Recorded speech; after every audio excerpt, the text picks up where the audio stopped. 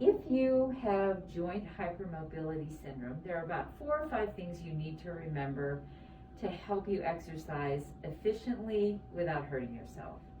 So Nazi has a lot of range of motion in her elbow, so I would say this is a hypermobile joint.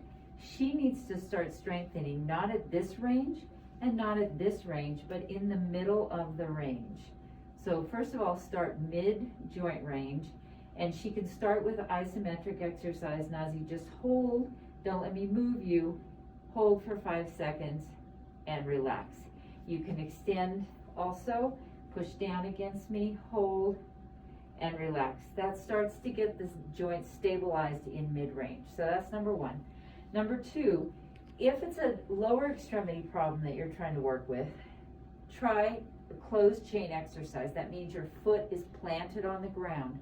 So rather than do strengthening of the knee by extending, Nazi is going to do strengthening by mid-range, not going all the way down, but bending and getting the quad to activate that way. So again, closed chain for lower extremity. Upper extremity, functionally, we usually use our arms to reach, and therefore that's an open chain exercise where the end of my hand is in the air.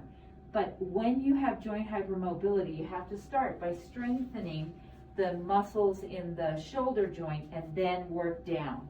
So for Nazi, I'm going to have her face the wall and do a push-up against the wall. Go ahead and push and stabilize right here and come back up.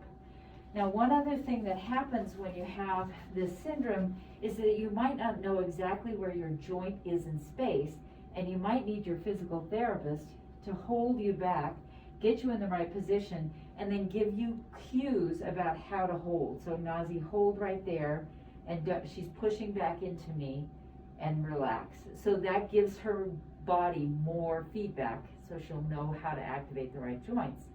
Lastly, you're not a wimp if you get sore. So what you need to know is that for this syndrome, you might need to have 2 days between exercise sessions. And this is something you can work out with your physical therapist to get just the right prescription for you to get strong without soreness.